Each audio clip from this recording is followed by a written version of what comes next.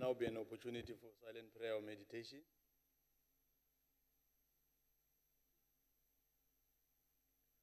Please be seated.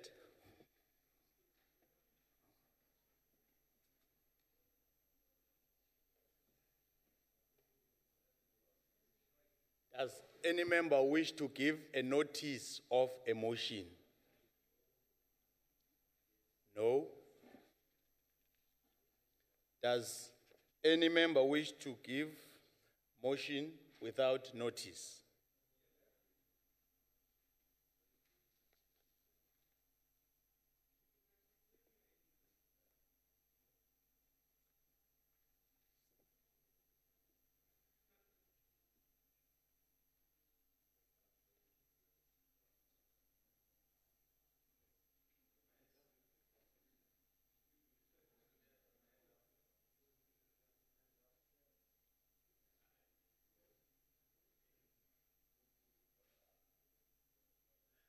Honorable Hatting.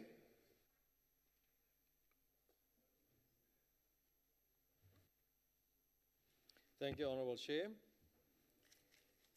In the world, with an estimated 7.1 million people said to be living with HIV in 2016. One should not underestimate the role that the South African press took. It took a strong advocacy position during the era of denialism, with attacks such on and exposing the garlic and potato approach to treatment, outrage at the then president's statement that he never knew anyone who had died of AIDS, and coverage of the humiliating 2006 Global AIDS Conference. The reality is that HIV and AIDS has made disease and death the focus of daily life. We need to care more deeply for those afflicted with this disease and for those who are vulnerable to the exposure to this disease. We need to keep our focus on HIV/AIDS, not only on this annual day, tomorrow, but all year round. Only then we will be able to succeed and to move to a situation when someone in the future can say, I used to have AIDS, but now I'm cured. I so move. Is there any objection to the motion? The motion is agreed to in terms of Section 65 of the Constitution. Honorable Gqiba. Thank you, Chairperson. Hereby notice on behalf of the African National Congress that the Council notes with concern reports that have appeared in the international press exposing the slave trade in Libya. Also notes that the International Organization for Migration has documented shocking testimonies of trafficking victims and describes slave markets tormenting hundreds of young African men bound for Libya. Further notes that in response to growing international concerns, the United Nations says it is stepping up its work, especially in the sub-Saharan Africa. Therefore, condemns this practice and call on the United Nations and other global organizations to act swiftly in stopping this despicable practice. I so move, Chairperson. Is there any objection to the motion? The motion is agreed to in terms of Section 65 of the Constitution. Honorable Faber.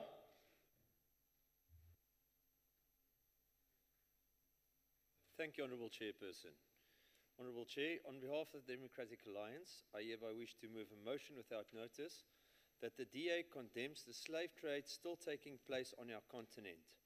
CNN exposed the slave trade industry in a report after survivors told the UN's Migration Agency about it.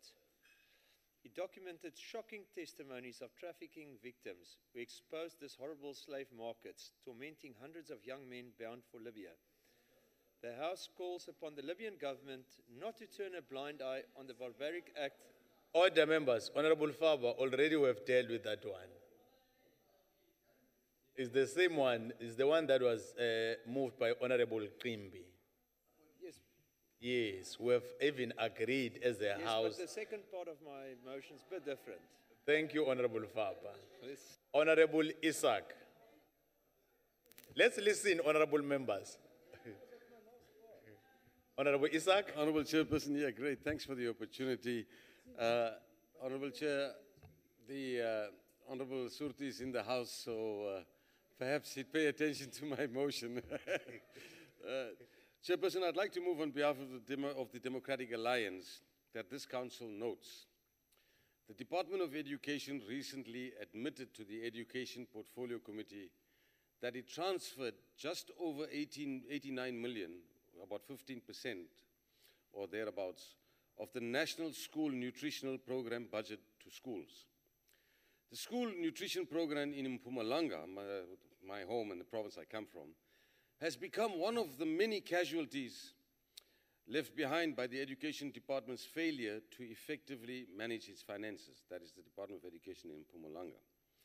In the first quarter of the 2017-2018 financial year, learners sadly received only 1 meal a day with an average cost of R1.98 instead of the gazetted R2.42 for primary school learners and some R3.19 for secondary school learners. Learners from Mpumalanga's rural areas, Chairperson, come from the poorest communities, and many are dependent on the 1 meal per day provided by the NSNP.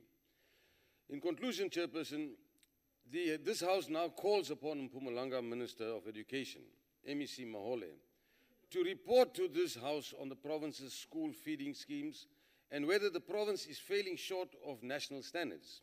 We have to ensure, Chairperson, that our children have a brighter future in Mpumalanga and, of course, in broader South Africa as a whole. I thank you. Thank you. Is there any objection to the motion? In light of the objection, the motion may not be proceeded with. The motion without notice will now become notice of a motion. Honorable Kaula.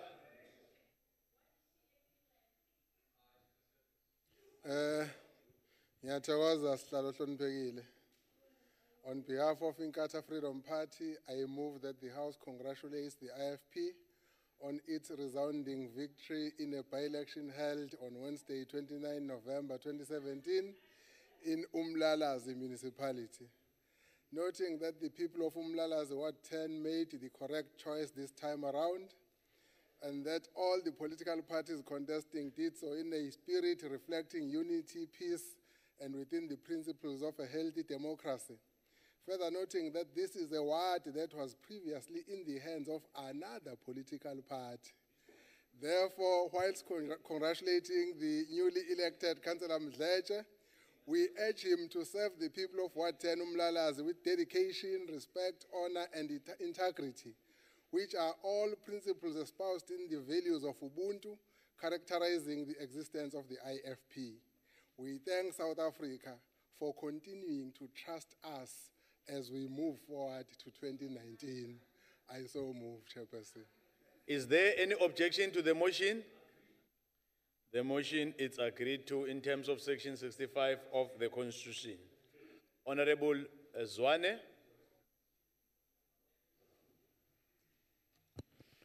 Thank you, House Chair.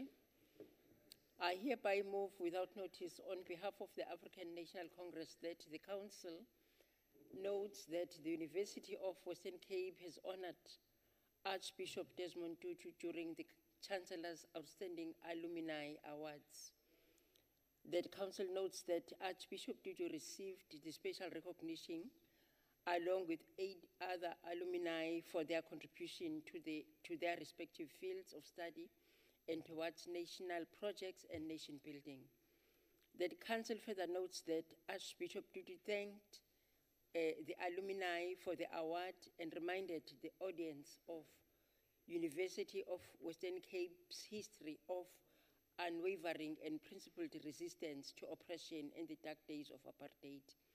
And finally, that Council therefore congratulates Archbishop Tutu and other alumni on the awards that they've received and wish them well in their endeavors. I so move. Is there any objection to the motion? The motion is agreed to in terms of Section 65 of the Constitution. Honorable Mtimunye. Thank you, House Chair. House Chair, I rise on behalf of the ANC to move without notice that Council notes that the President has appointed General Ketla John Stolle as National Commissioner of Police on Wednesday, 22 November 2017. Also notes that General Stolle was born in Standerton in Mpumalanga, brings with him a wealth of operational as well as management experience to the South African Police Service.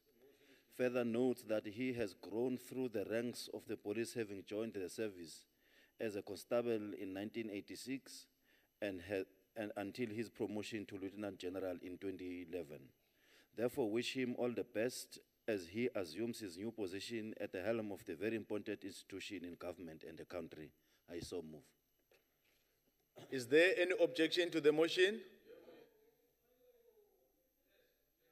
In light of the objection, the motion may not be proceeded with. The motion without notice will now become notice of a motion. Honorable Dlamini.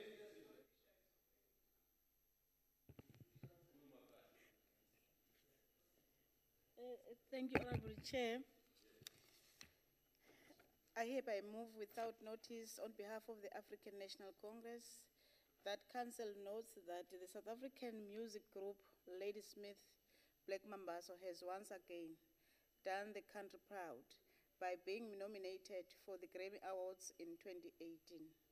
Also notes that they were nominated in the Best World Music Album category for their album Shaka Zulu, revisited as well as in the Best Children Album category for the album Songs of Peace for Children and Love for Kids and Parents Around the World. Further notes that Ladysmith Black Mambazo have already won 4 Grammy Awards in the past, winning the first award in 1988 for their album Shaka Zulu. Therefore, congratulate Ladysmith Black Mambazo on their nominations and wish them well in the award-winning ceremony that will take place on the 28th of January 2018. I so move. Is there any objection to the motion? The motion is agreed to in terms of Section 65 of the Constitution. Honorable members, allow me this opportunity to welcome our beautiful learners and educators from the Grove Primary School, grade 6.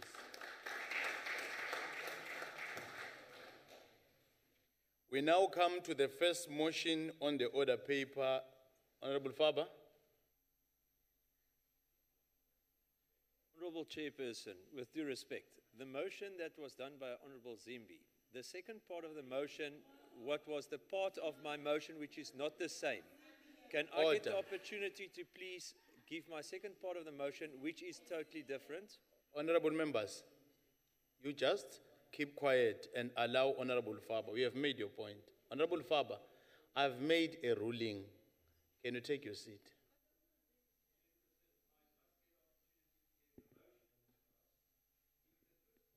Similar, I can understand, but the second part is definitely different, and for that reason, I should get a chance to give my motion. Honorable Faber, can you take your seat? We now come to the first motion on the order paper as printed in the name of the Chief Whip. Chief Whip. Thank you, House Chair.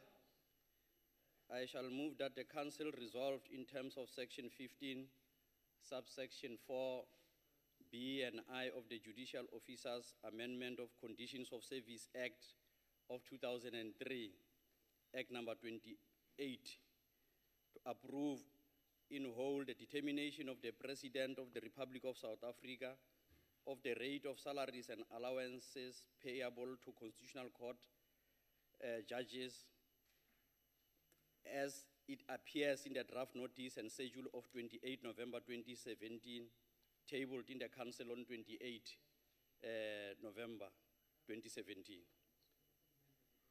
As there is no speakers list, I shall now put the question the question is that the motion be agreed to. As the decision is dealt with in terms of Section 65 of the Constitution, I shall first ascertain whether all delegation heads are present in the chamber to cast their votes. Are you present? In accordance with Rule 71, I shall first allow provinces opportunity to make declaration of vote if they so wish. We now proceed to voting on the question. I'll now do it in an alphabetical order. Eastern Cape? Thank you, Honorable House Chair, as Eastern Cape, Siavu. Free State? There's no person in Free State. Gauteng? Gauteng supports the motion, Chair. KwaZulu Natal?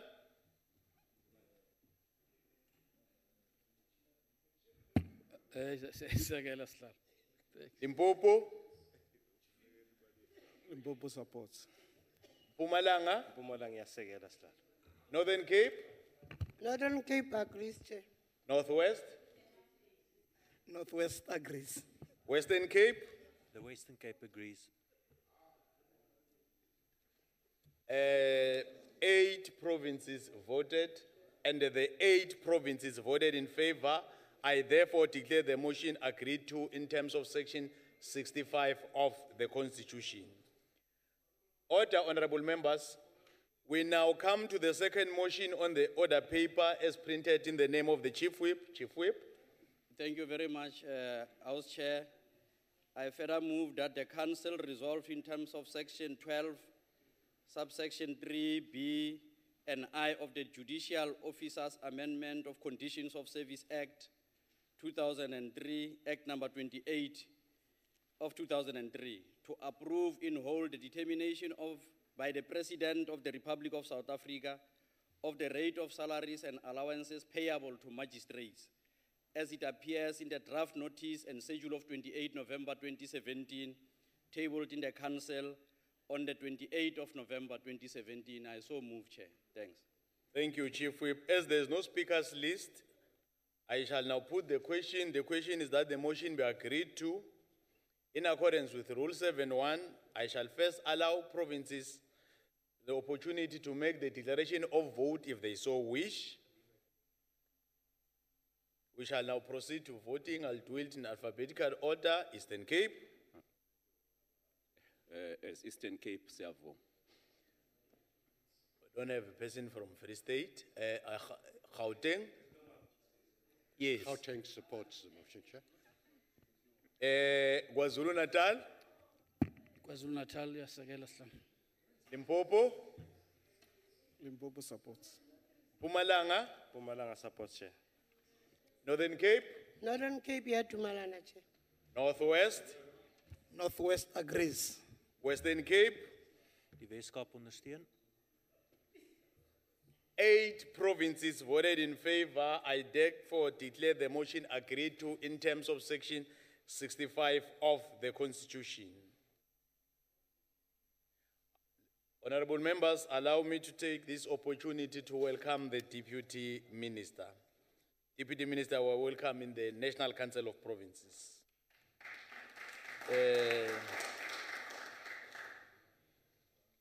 We now come to what is printed in the order paper. Overcrowding in school in Limpopo, especially in districts such as Mopani, Vhembe, Capricorn, Sekhukhune and Waterberg. I'll invite Honorable Kone.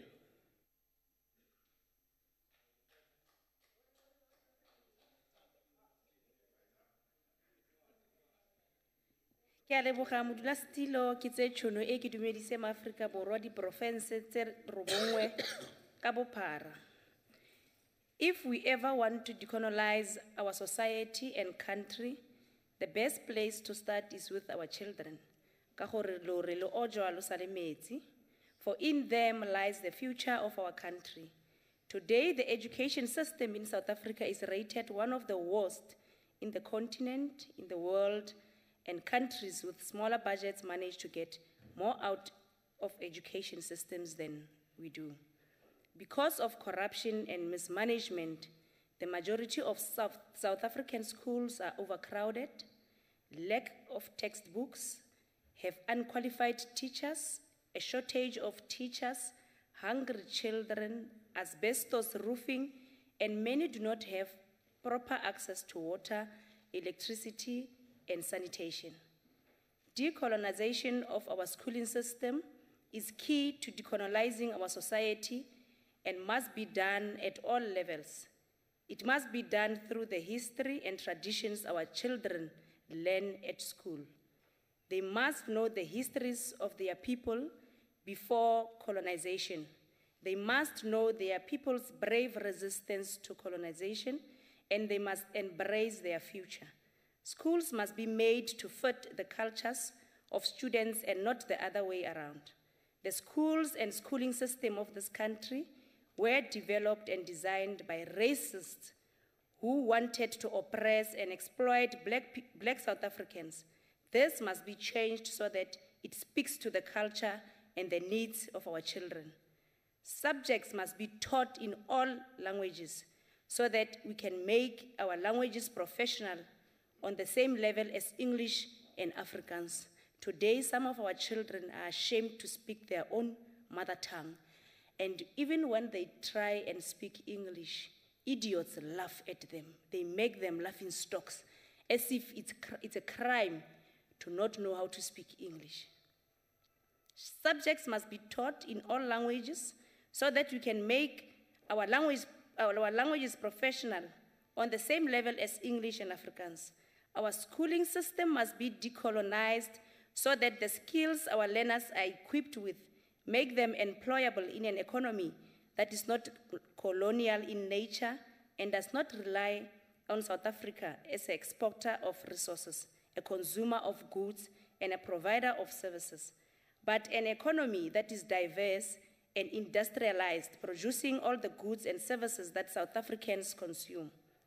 This will require mass curriculum change and fundamental level especially, but also at the tertiary level.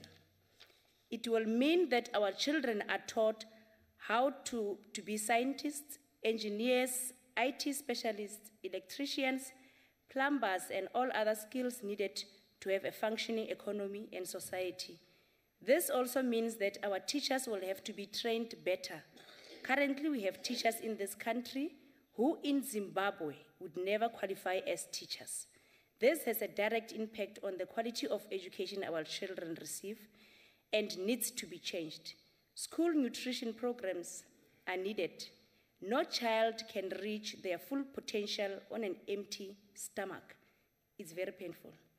We cannot have over 3,000 schools in this country with asbestos roofing poisoning our children. We have schools in Limpopo like Radisaka Primary School and many others in this country. It is a school where there are 2 teachers for 5 grades, where learners get taught in mobile classrooms, where learners and teachers share 2 pit toilets, where the principal has to teach 2 grades while still doing the job of a principal, and where in the rainy season learners can't access the school because road conditions are so bad. How can one expect the child of a farm worker to become a scientist, an inventor, or anything that they dream of, when the education they receive actively works against them? Decolonization, regardless of what our children are taught, and the structure of our education system and economy can never be achieved under such conditions. How are we meant to end poverty, unemployment, and inequality when the education ensures that for most black children, the education they will get will never allow them to compete with a white child?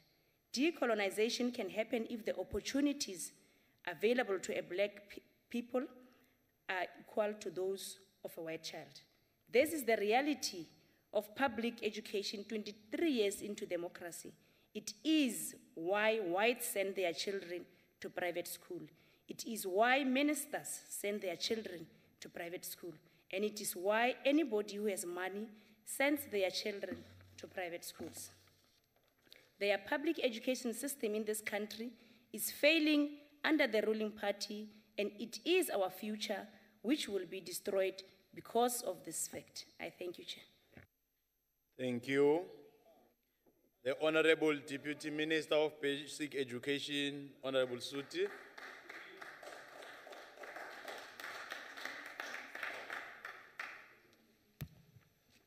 Thank you very much, Honorable Chairperson and Chairperson of the National Council of Provinces, esteemed members of the National Council of Provinces, delegates, and the Honorable esteemed MEC for Education from Limpopo.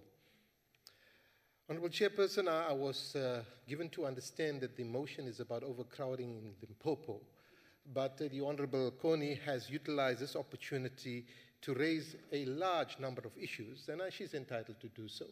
In the interests of public debate and education and advocacy, perhaps what I should do, rather than dealing with a specific issue that she has raised and perhaps spend 1/10 or less of her time on overcrowding, I would ask the MEC for Education to deal with the specifics regarding that particular reality, but deal with the issues that she has raised, to say to her that education is really complex and broad, and perhaps it's important that we respond in a dignified way to the issues that she raises.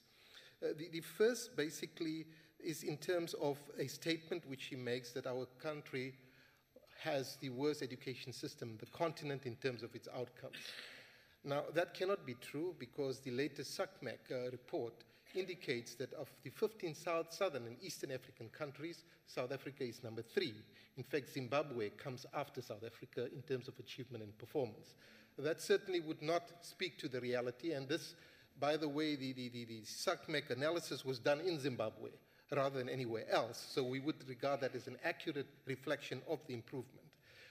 In saying so, we are not suggesting that we've achieved excellence, but we're certainly saying quite emphatically that we are moving away from mediocrity, and that year after year we are improving in terms of literacy and numeracy.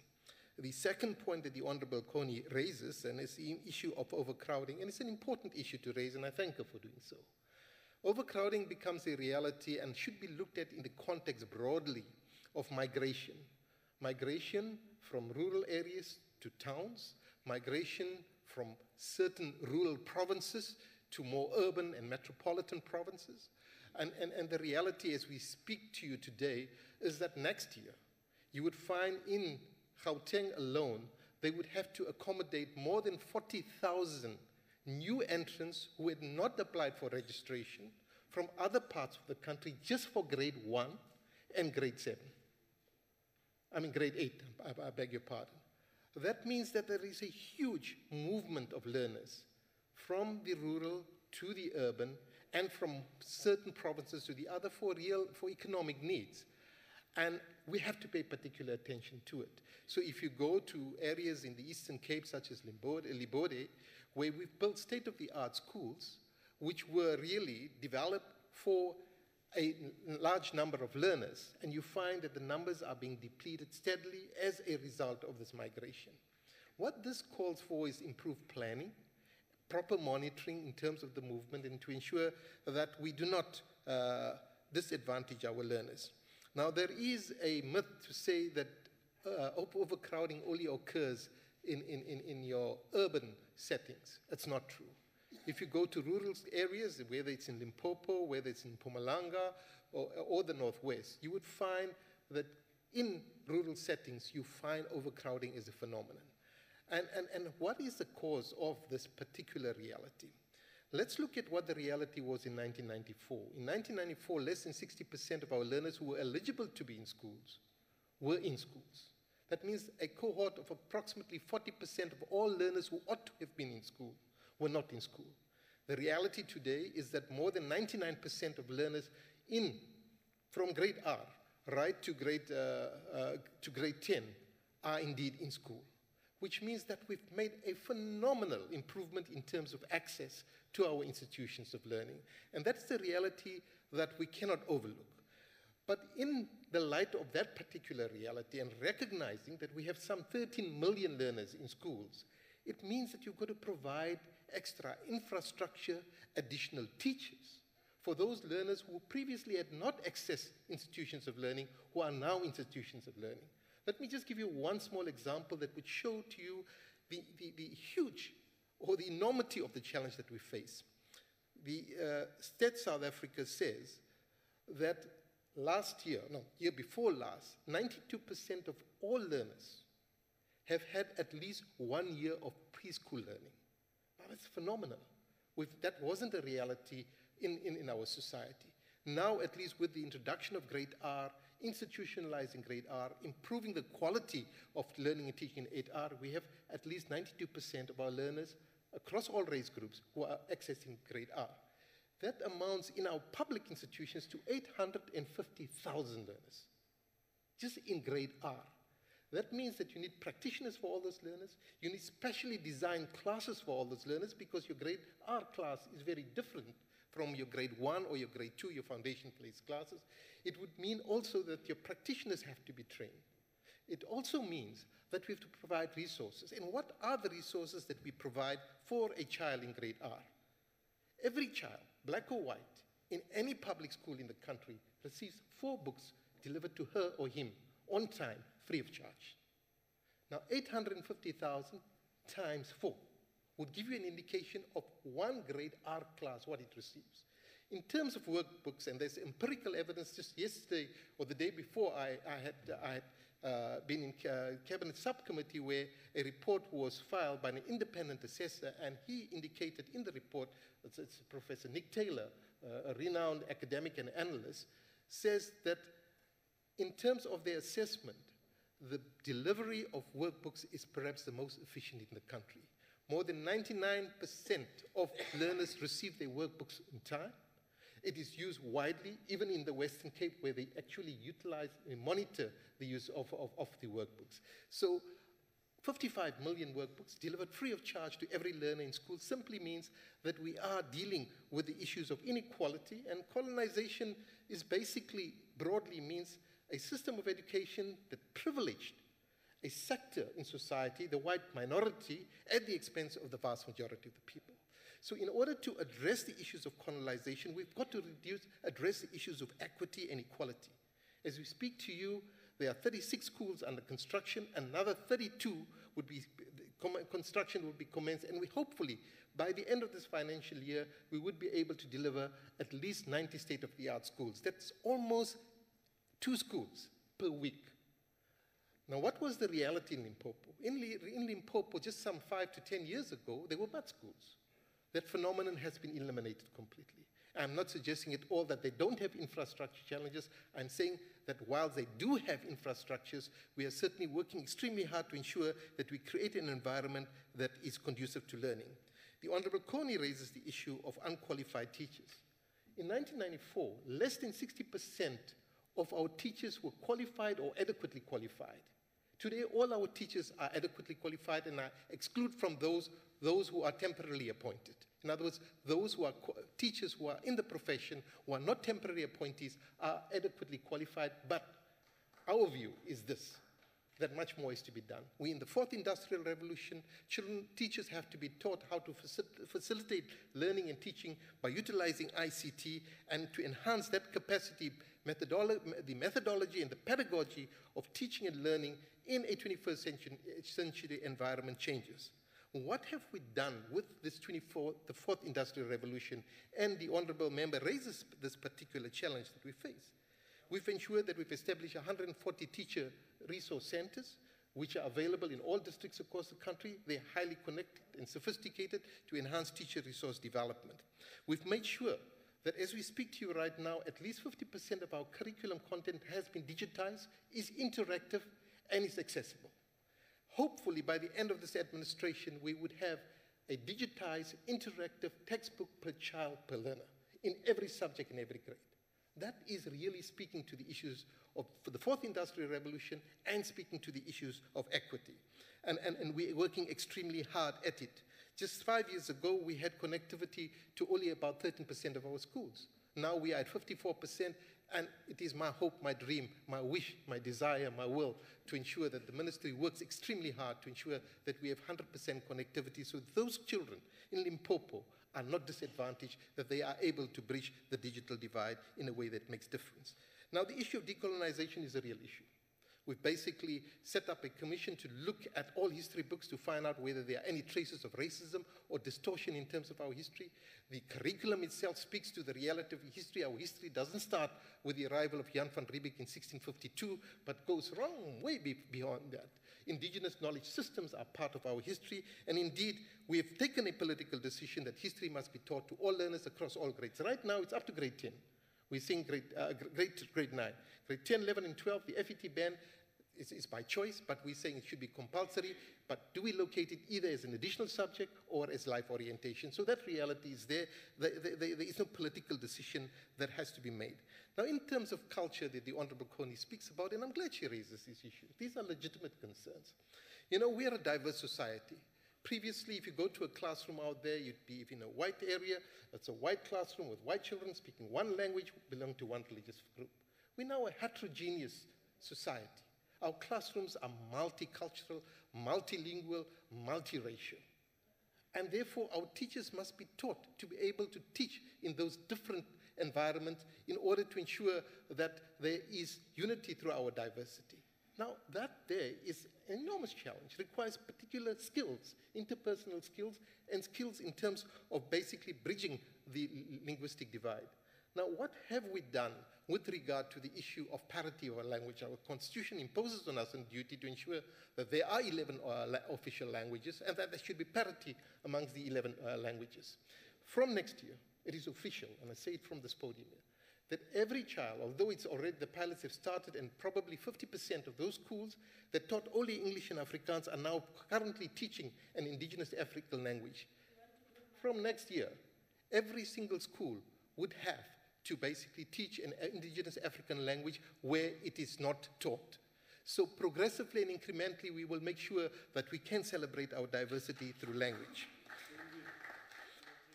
Now, the Honourable Member speaks about asbestos, and the MEC would elaborate about the steps that we have taken, not only in Limpopo, but in Gauteng and other provinces, to ensure that together with the National Department, we are able to eliminate asbestos structures. Mud structures is not a phenomenon or a reality in all provinces except for the Eastern Cape. And as we speak to you right now, there are 62 schools under construction in the Eastern Cape replacing those mud schools. So I think we can argue that much has been done, and certainly much more has to be done. We certainly agree with you, Honourable Connie. You cannot basically have a system of education that does not respond to the demands of the economy. We need plumbers, we need electricians, we need scientists, we need engineers. We've already, this year, the grade 12s are writing in the vocational stream. In other words, we have introduced two other streams besides the academic stream. We've got the vocational stream and the occupational stream. We started the vocational stream for engineering, civil engineering, mechanical engineering, electrical engineering, and technology 3 years ago. And the cohort of matriculants are writing it, and the numbers are expanding, the teachers are being trained. Next year, we are doing a huge pilot in terms of occupations, and 26 occupations will be provided. So learners who are in school would then have a choice to go either in the academic stream, the vocational stream, or the occupational stream. That would mean that we would be able to provide the skills whether people want to do plumbing or electrical work or go into the pure engineering areas. They would be able to do so. Have our children improved? You know, it's important we speak about Limpopo, and you are from Limpopo. I give you two examples of two schools in Limpopo. One is Imbilwe, and the other one is Denroy. Those schools produce the best mathematics and science results in the province. And even if you put the private schools with them, they would excel. They produce more than 100 distinctions in mathematics and science each and every year. Now that's remarkable, and these are rural schools. Children are African, teachers are African. It shows that there is a new culture of learning and teaching that is embedded in those particular areas. But the question is, and the challenge is, shouldn't we replicate that kind of achievement and performance in all other schools across the country? And I think it's critical that we do that.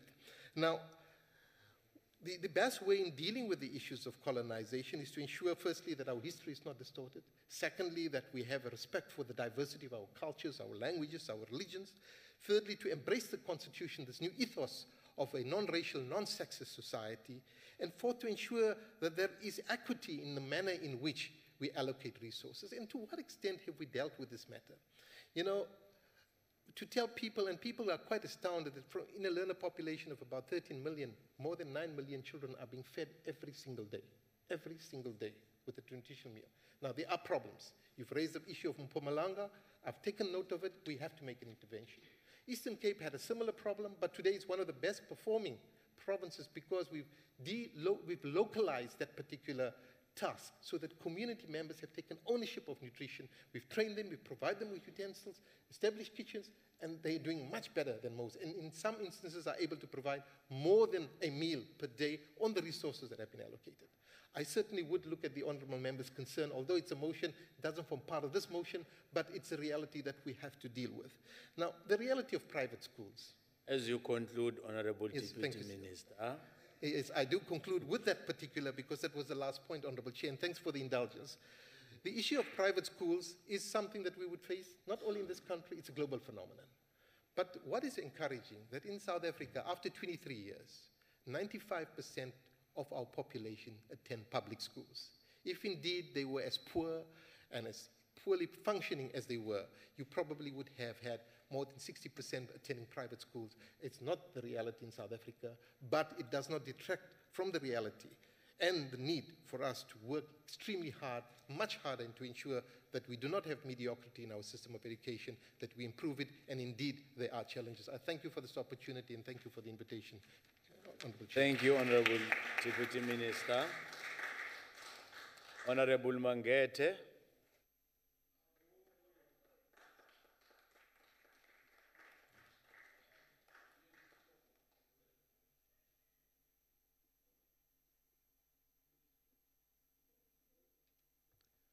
Thank you, House Chairperson, the Deputy Minister of Basic Education, Honourable Suti, honourable members, and guests at the gallery. I thank this privilege of participating in this debate where we are looking at overcrowding in schools with special focus on Limpopo and those districts that have been reflected there in the motion, Mopani, Vhembe, Capricorn, Sekhukhune and Waterberg. But I do want to say that much as we are focused on Limpopo, it is a reality that overcrowding is actually manifesting in almost all the provinces in the country. It's not an issue that it only exists or manifests itself in Limpopo. And this is for historical reasons. But let me take a slightly different view from what the Deputy Minister has said and say it is not going to help us as South Africans for the government to build schools, and some of them, the state-of-the-art schools, as they are built through the ASIDI program, which has actually produced or delivered about 187 state-of-the-art schools in the country. And you find that the communities where this service is delivered do not have respect of public property. It is not going to assist communities to demand that the government of the day provides additional classrooms if it is us, again, as communities, that are going to torch the schools. The province that we are focusing on is a province that has had a problem of torching public property. And it is a tremendous expense on the part of the government and waste of taxpayers' monies. We need to instill a culture in our communities of respect for public property, public assets, public resources. You find that as you move around, not only in Limpopo, all around the provinces, when you move around the squatter camps or informal settlements, you find that a door is written grade 3B. A door used for this dwelling, it was taken from a school, from a class that is grade 3B. And we condone that as communities. We don't deal with those issues. We always expect the government to act on our behalf, and we are very quiet about it. We don't report it. We don't even involve the police in reporting those people that are actually inclined on destroying the property of the communities.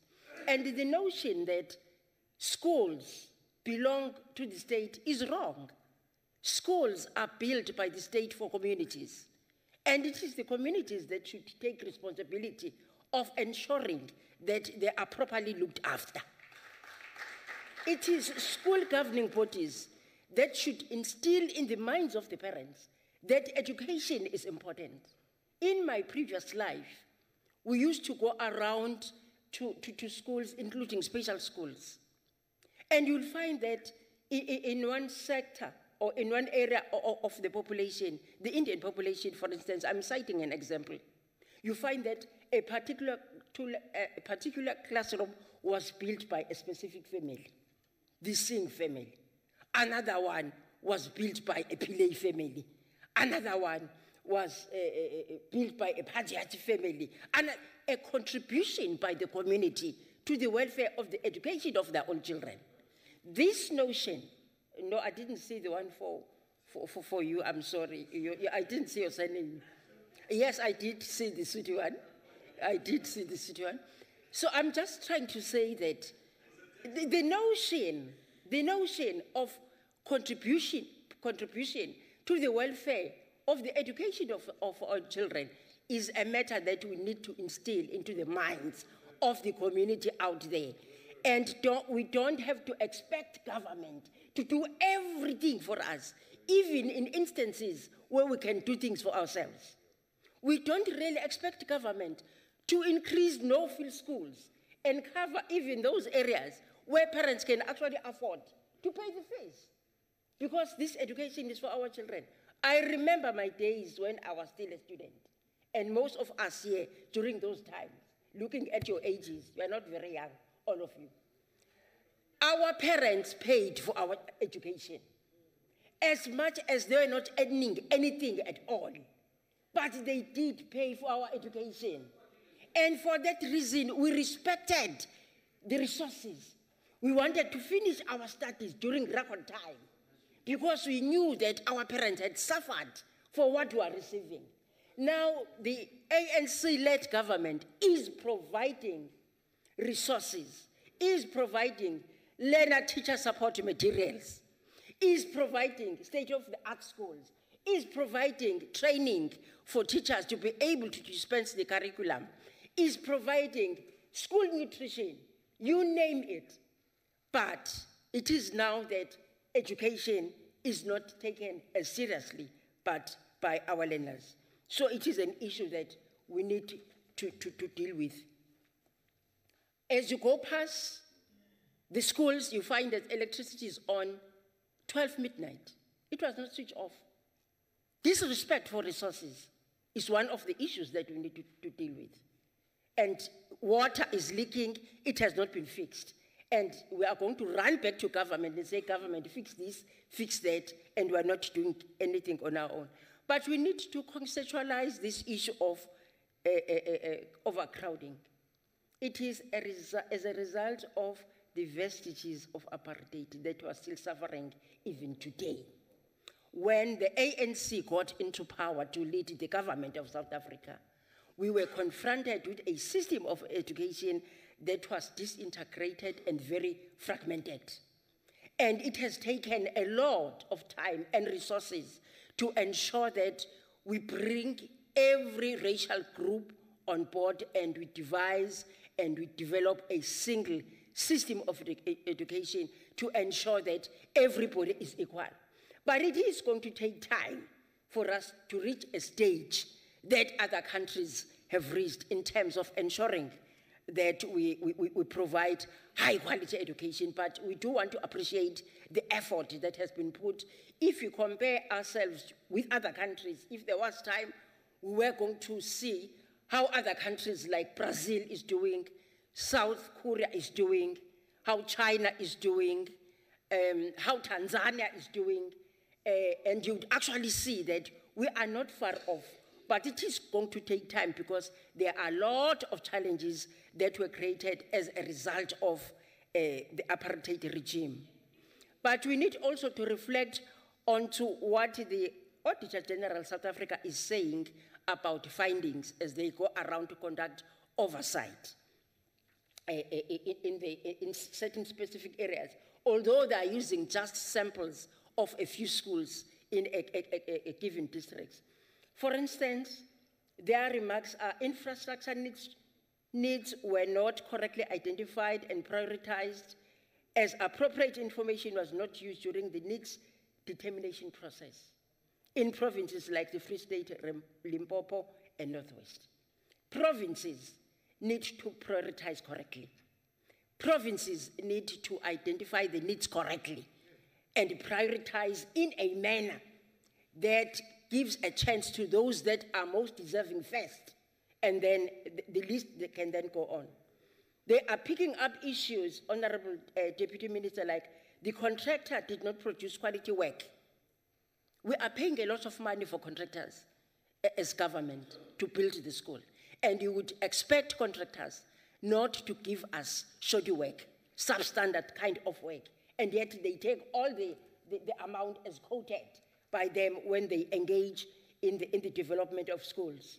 They are quoting provinces like the Eastern Cape, Gauteng, KwaZulu-Natal, Mpumalanga, and Northern Cape. Routine maintenance was not planned by the department. I'm sorry, Honorable Deputy Minister, again, it is not going to do us any good. We can build the state-of-the-art institutions, but if we don't have the maintenance plan, it is not going to yield good results, because we are building for children. And a couple of years down the line, you find that things have been broken, windows have been broken, doors are saggy, and so on. We need to have that routine maintenance planned so that we can be able to keep our schools and use material that is durable. When you look at ex-Model C schools, the material that was used, that red brick, it is very durable. Those schools look new even today because they are properly maintained and durable material was used. You must not allow contractors to use anything and give us very expensive code for the work that they are doing. In some instances, they've identified that some new schools and upgraded schools were not properly utilized, or they were underutilized. Now, the rationalization of the occupation of space is problematic. As you said, Deputy Minister, the migration to cities might leave some of the areas with a space that would need that is not properly utilized, and we suffer a loss of resources that we used to actually put up those schools. So there has to be a system whereby we ensure that each and every classroom that we build is used properly for the benefit of delivering quality education. And lastly, the shortage of space in the classroom is not problematic only to the learners, but it's also to the teacher. When a teacher is working in a small space and handling a crowd of 70 to 80 students or 60, like I found in Zalabantu in King Chwayo district in Richards Bay, where teachers were handling 80 students in a class. But that is a very well-managed and performing school. Out in the Eastern Cape, as you conducted oversight, there were other schools that were overcrowded, not many of them, but it is an issue that we need to take into account in order to deliver proper education and exercise proper discipline in a pedagogic situation. Thank you. We can see the energy and the passion, but I'm afraid the time has expired. Honorable Smith? I'm sorry, Honorable Dlamini. Honorable Smith?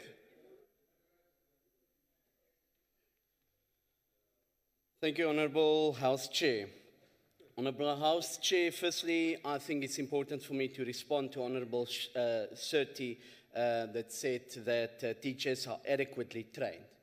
I would like to hear from you, Honourable Deputy Minister, if teachers can't even pass math exams that they are presenting to learners, are they adequately trained? The overcrowding of schools is not just a Limpopo province problem, but also came to light in the Eastern Cape and the Free State during our last two taking Parliament to the People programs during 2016 and 2017. In fact, this is a national problem. But let us first look at the situation in my own province, Limpopo, which is famous for books not being delivered during this year, children drowning in pit toilets, and the torching of schools because empty promises have been made to those communities by your president. That's why they are angry. It came clear that Quintal 1, 2, and 3 schools across Limpopo are overcrowded with an average. Honourable Smith, refer to him as appropriately. It's not his president, it's the president of the Republic of South Africa.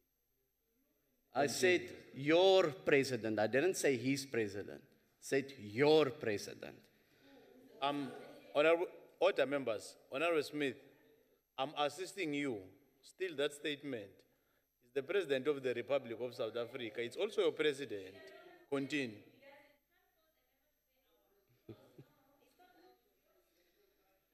Overcrowding with an average of 20 learners per class instead of the teacher-learner ratio benchmark of 1:40 set by the National Department.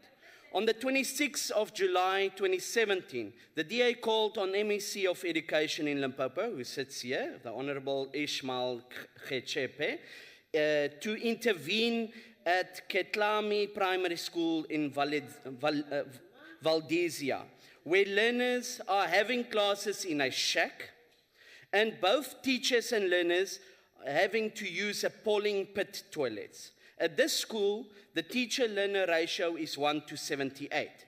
Shameful. At Patla Secondary School in Botahoek, Ward 20 Tubatse, children are attending class in the kitchen due to overcrowding. Here, teacher-learner ratio is 1:80. At Teta Mukanda Primary School in Madombidza area around Makadu, 135 learners are sharing a classroom. I can continue with examples of how the ANC governments are contravening the constitutional rights of young South Africans, particularly in terms of Section 28 of the Bill of Rights. And then the ANC want to pretend as if they are the movement of the people who care about poor South Africans. The ANC is an empty can. When you hit it, it makes a lot of noise, but inside it's hollow and empty. Let's not beat around the bush.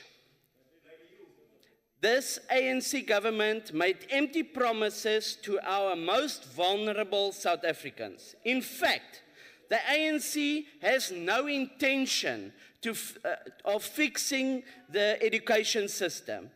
It is part of their plan to keep the poor poor and oppressed. You have indeed been taught well by the National Party who joined your ranks on the 7th of August 2004. They had a masterclass on controlling the masses from the masters of oppression, the apartheid regime. Why would the ANC stoop so low? Let me tell you why. Because they plan to rule until Jesus comes, as they themselves often like to say. They realized they made a lot of empty promises that they will not be able to deliver on. So they had to have a plan B, a plan to control the masses. Keep the poor poor and the uneducated uneducated, so that they can remain dependent on the ANC government, because when your survival depends on the government, you can easily be blackmailed to keep voting for them. It is cruel and evil. But this is the reality.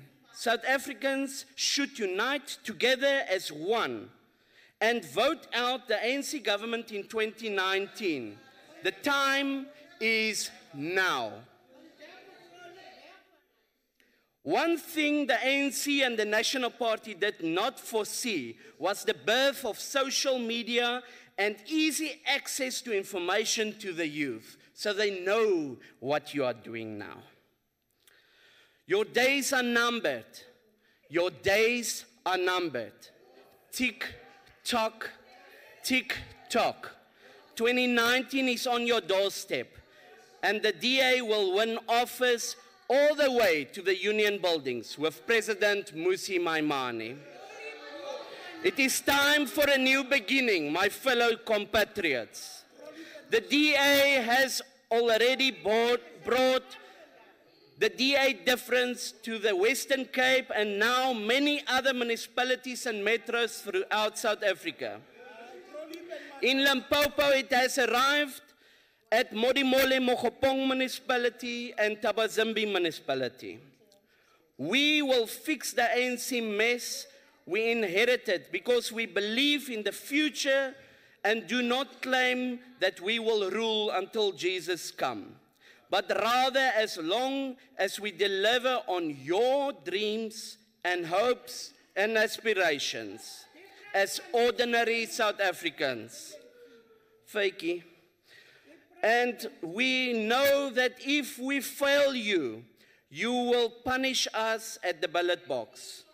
Vote for change, vote for hope. Phambili South Africa, asijike. Thank you.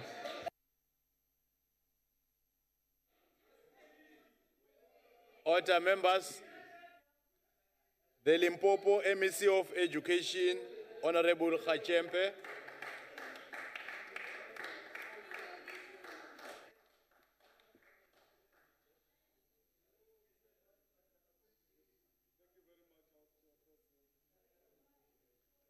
Can you have the mic on?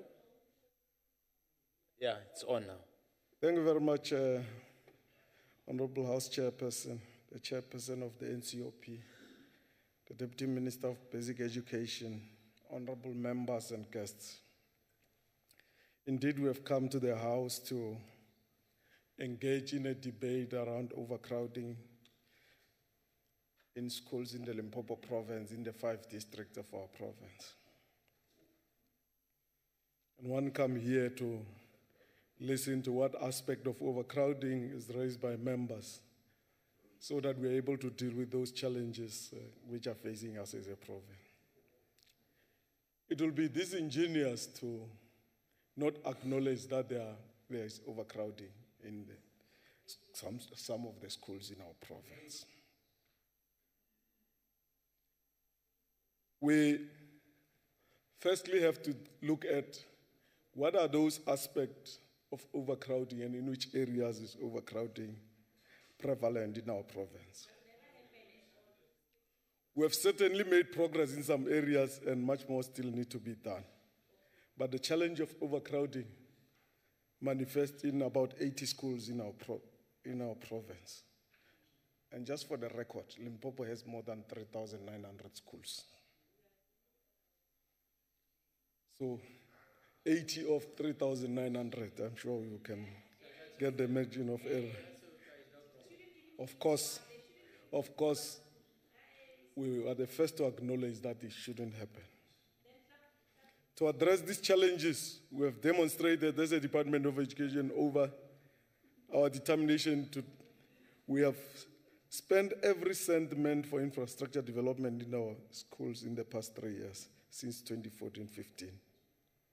In this financial year, our current expenditure is at 90%. We will continue to fight the struggle of overcrowding that come about as a result of the growth in new settlement, because many of the overcrowding in our province result because of new settlement in certain areas, or migration in major centers of the province, especially in the Capricorn district and around Polokwane. The inclusion of grade R in the mainstream, dilapidated infrastructure. We have accordingly in this financial year completed 706 classrooms in various districts. With regard to grade R, we are increasing the capacity in 25 schools in our province so that we are able to cater for this grade adequately in terms of the infrastructure that comply to our norms and for provision of grade R education. Apart from these 10 classrooms, 10 newly built schools were completed and occupied for this academic year.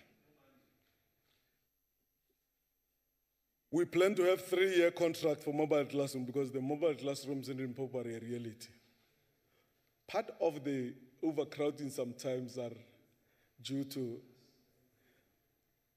the improvement of results in certain schools. Therefore, there's internal migration, which affect one school emptying the other schools.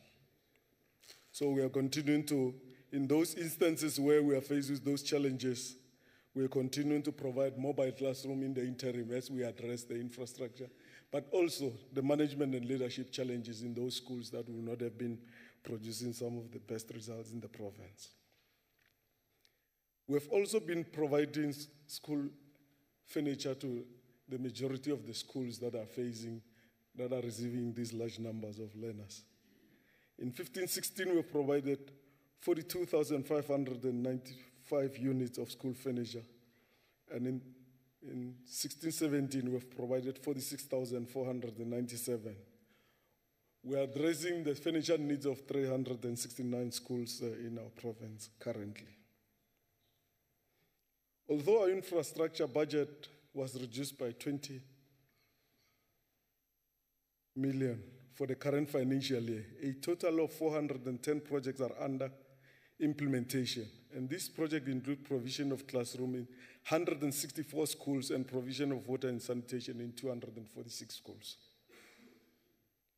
We still need to provide 5,103 classrooms and 4,972 grade R facilities. That is the backlog we face. There are also 298 school infrastructure projects implemented by the Department of Basic Education through their CD program and handed over to various appointed contractors for implementation this financial year.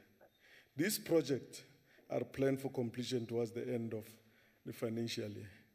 The department has also, in the past 3 financial years, ensured the completion of 340 sanitation projects, which translate into 3,028 new toilet seats provided to schools in various districts. And currently, we still have a backlog of 32,644 toilet seats. Needless to say, we are also continuing to provide water and sanitation to various schools in our province. And this year, and generally in our province, the problem of water relates to provisions whereby borehole dry because of bad conditions. But however, we are continuing to do that. And yes, we are improving in terms of determining the needs of our communities. We have done a comprehensive study with the Council for Scientific and Industrial Research, and now we understand the conditions of our school and where to address maintenance. Of course, we agree that there are times when community incidents tragically affect our school infrastructure, as it happened in Vhembe. We are building 10 schools in that area and repairing 58 storm-damaged schools in the province. Of course, we will continue to do that. We know that the setback that happened in Vhembe has put our infrastructure backlog in that area to about 1.2 billion as a result of that, the damage that was done. Yes, if you say are you dealing with overcrowding, we are indeed dealing with overcrowding in this area. And if it's about resources allocated to schools, I guess one of the schools mentioned by an honorable member here relates to small schools that we have to match, because the resources in education are allocated per learner.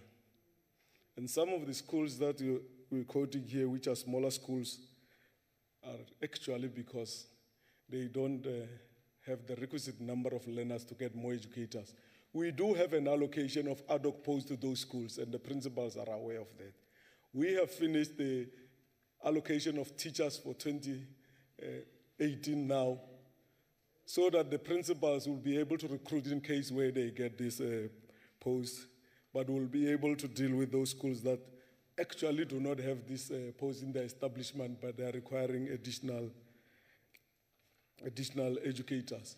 However, honorable members must also take part in support of the program that has become a challenge in the province relating to the merging of the new schools. In many instances, when communities are called upon so that we merge the schools, political reasons are raised rather than educationally related positions. We should ensure that for the efficiency and effectiveness of education in these schools, it will only happen, especially in the small schools, if we are to provide additional resources. But if we can only provide additional resources based on the number of learners. We are continuing to resource schools in terms of the norms and standards for allocation of resources. In this house, it has always been raised that we are not allocating schools resources according to the norms and standards that has been gathered. This year, in this current budget, we have allocated the schools the resources that they have. The schools, therefore, are able to do, with the resources, are able to do minor maintenance. They have adequate resources to deal with the conditions that they face, rather than we have always been able to do in the past. But otherwise, Honorable Chair, we will continue to work to improve in those areas. We understand our challenges. Of course, we address them, resources of the country permitting. Thank you very much. Thank you. Thank you, Honorable MSc. Honorable Kaula.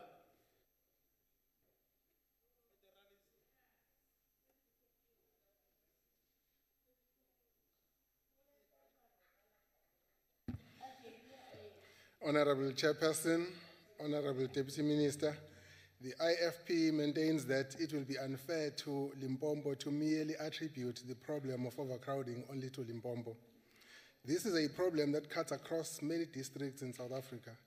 It will also be irrational to single out overcrowding as the challenge that retards progress in our schooling system in the country. It is but one contributing factor amongst a myriad of factors. The topic at hand has to do with the provision of quality education in our country, and whether education received in one district, in one province, in one city and suburb, in one locality and area will be similar to the kind of education received in another similar area in the country. It is a pity that after 23 years of our democracy, quality education has continued to be a privilege of the haves and the economically privileged in our country. In the same vein, in most instances, quality education has continued to escape the rural and township poor communities of our society. I have stated in the past, and I repeat once more, that there are many township and rural schools that are doing well despite these challenges which are peculiar to their situations. Therefore, unscientific generalizations when dealing with issues pertaining to education can be very misleading. The biggest challenge that has always been a cause for poor quality in education system is poor management. This is the primary culprit. Everything else flows from it. Some of the problems we have in education are, of course, overcrowding, poorly resourced schools, underqualified educators, non-cooperation of stakeholders, poor funding models, lack of dedication by educators, by learners, by parents, decay of morals in society. The list is endless. But you can detect that most of these challenges we have are a result of poor management. If you have a challenge of overcrowding, it is a result of poor management somewhere. If you have a problem of high failure rate, it is a result of poor management somewhere. If you have a problem of high absenteeism by either learners or educators, it is a result of poor management somewhere. If you have a problem of poor resources, it is a result of poor planning and poor management somewhere. Some time ago, in October 2014 to be precise, an inquiry was conducted by the department on the allegations of selling of posts, job for sale, especially managerial posts in education. The ministerial task team came out with culprits, but up to so far, the minister has chickened out in taking action against the culprits that were uncovered by her own inquiry. Why then waste money on inquiries if the results of such will be ignored in the manner that it has happened with this one? Amongst its findings, the MTT stated that, and I quote, cadre deployment by unions has weakened education. It also found that, and I quote, officials or representatives of one union exerted improper influence in appointments. I do submit, Honorable Chairperson, that there are overcrowded schools, poorly resourced rural and township schools that are doing exceptionally well despite these challenges. But the strength of such schools lies in strong management, especially at school level. One does not condone the poor supply of resources and facilities on the basis of strong management. But what the IFP is arguing as the starting point to resolving our challenges is the provision of sound management. What has happened in the past years, where unionism and political partisanship largely dictated who gets what post, has dealt a major blow in the provision of quality education in South Africa. A friend of mine used to say that there is nothing as painful as being led by a follower. Whilst there are many problems, whilst there may be a problem of overcrowding in some area in our country, other areas are suffering the exodus of learners away from their schools, leading to the closure of those schools. A policy that locates learners to a particular circumference will not always work whenever things go wrong in the management of a school in an area. Parents with their learners always vote with their feet. One cannot overemphasize the value and impact of education in liberating the people in totality. When the resistance was subsided in KwaZulu in the 1800s, it is the King Solomon Mapumzana who emphasized the importance of education by saying the country will be returned to the rightful owners by pen.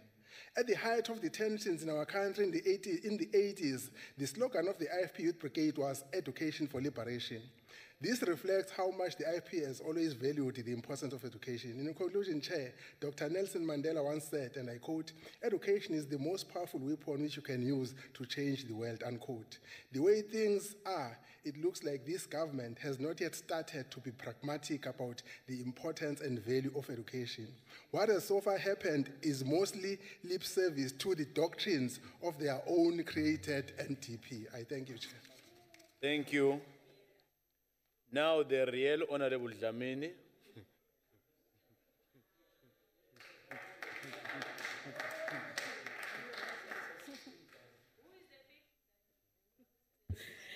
Thank you very much, Honorable Chair. My greetings to the Honorable Chairperson,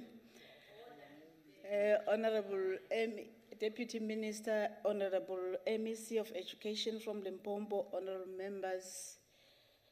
I just want to thank Honorable Koni for proposing this important topic for debate because it affects our future as a country when it deals with our children. But it is also disappointing, Chair, to note that some of the members are now abusing this topic for their own cheap campaigns because they don't have other platforms for campaigning. Honorable Chairperson, like Walt Disney, I always like to look at the optimistic side of life, but I am realistic enough to know that life is a complex matter and the knowledge is power. Honorable Chair and members, no normal person would like overcrowding. Not our learners, not our educators, no communities, no government like overcrowding. Overcrowding or overcrowded classes leads to invasion of personal space for learners and educators, also contributes to lack of focus. They often do not have space for their supplementary equipment such as their laptops in this modern world or tablets, which will help them to enhance the capacity of learning through research and comparison studies. Honorable Chairperson and the House, it takes a sober-minded person or a dynamic person to understand that complex matters that result to overcrowding in different parts of our country is not a question of just going to a school and see an overcrowded class and take a vuvuzela and talk about overcrowding without going deeper to understand what are the root causes of overcrowding. Limpopo, Honorable Chair, it is the 5th biggest province after Western Cape in terms of the population of the country. But the province's statistics sit at number 4 in terms of learner and education numbers. Honorable Smith, I'm sure you're understanding this information. What is also eminent is that it is a rural province with a history of Bantustan. I want him to hear what I'm saying. Of Bantustan or homelands which were not provided during apartheid regime.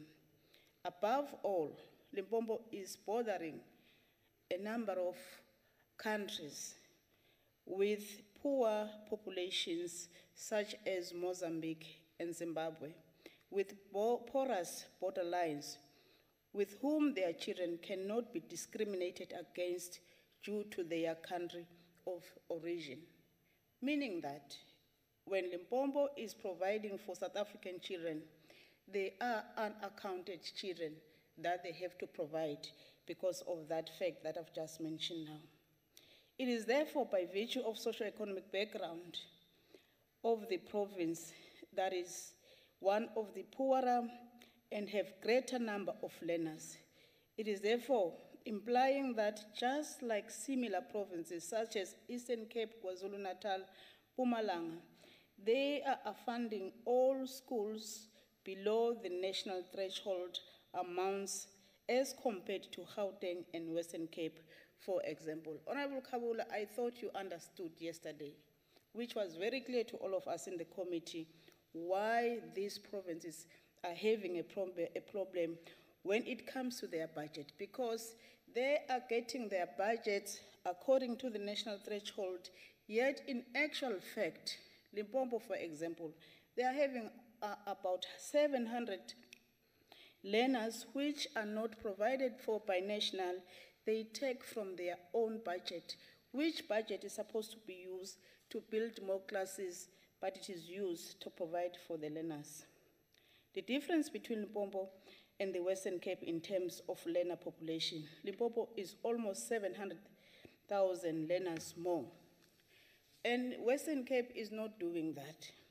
Simple put, the national poverty table in quintile 1, 2, and 3 in Limpopo is 77%, and they are getting money from National Treasury according to this percentage. But the actual number is 96.4%.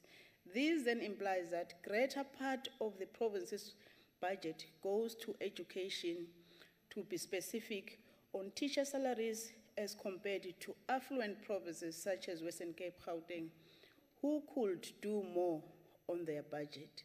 So you must bear that in mind.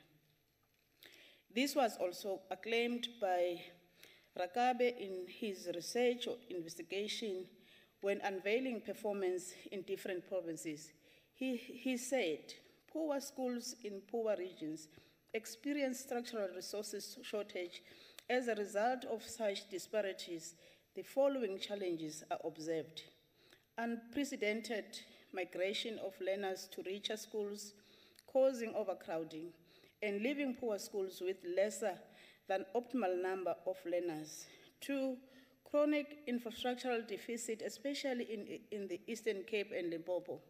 3, continual suboptimal attainment and achievement levels. Honorable Chairperson, Honorable Smith,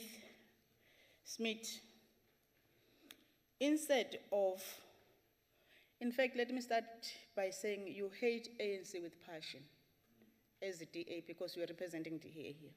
You hate ANC with passion, and it's unfair to talk so bad about the ANC, knowing very well what the ANC have done so much for this country in terms of education. It goes to you, Honorable Kawula. It's unfair. The ANC has prioritized education.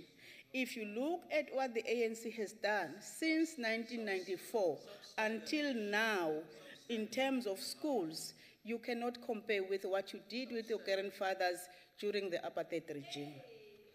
Honorable Chairperson, the ANC can also not afford to exclude children from our neighboring countries because of the challenges that they are facing in their countries, because of colonial regime, when those people who are talking so much now came and invade our spaces, our land of origin, and now they have so much to say, and they think that those people out there, they don't know the ANC. You don't have to tell South African about the ANC. They know what the ANC has done for them. It is an insult to the South African intelligence to think that they don't know what the government said. You failed to tell the public, especially the Western Cape, you owe them. We were debating about Western Cape Rural School last week. You were supposed to use that platform to tell them how you're going to improve schools in the Western Cape. Instead, you are campaigning for the DA. For your information, forget about you taking in power. You should be pleading to the EFF because the two metros that you're holding, your life depends on the EFF.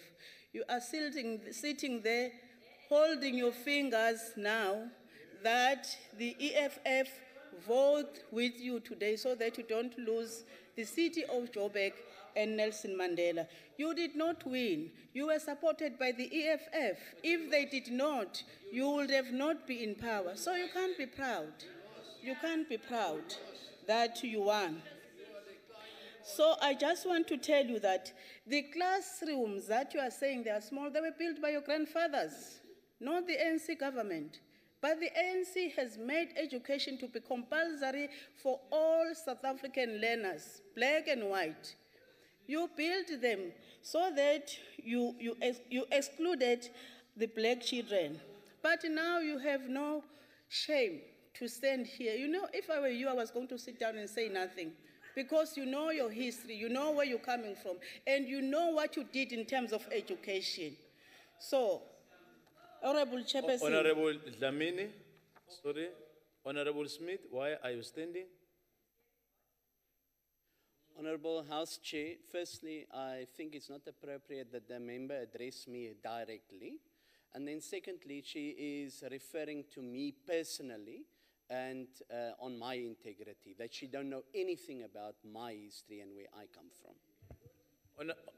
Honorable Smith, order members, on the first point, Honorable Dlamini is against the rule of the House to address a member direct. On the second point, it's a point for debate. Can you continue, Honorable Dlamini?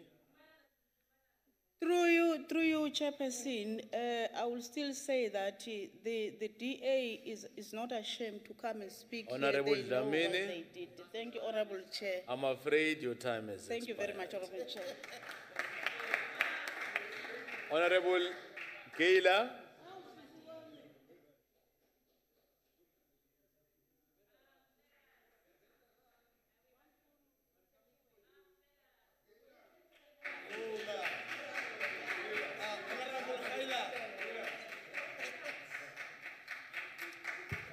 Thank you, Chairperson.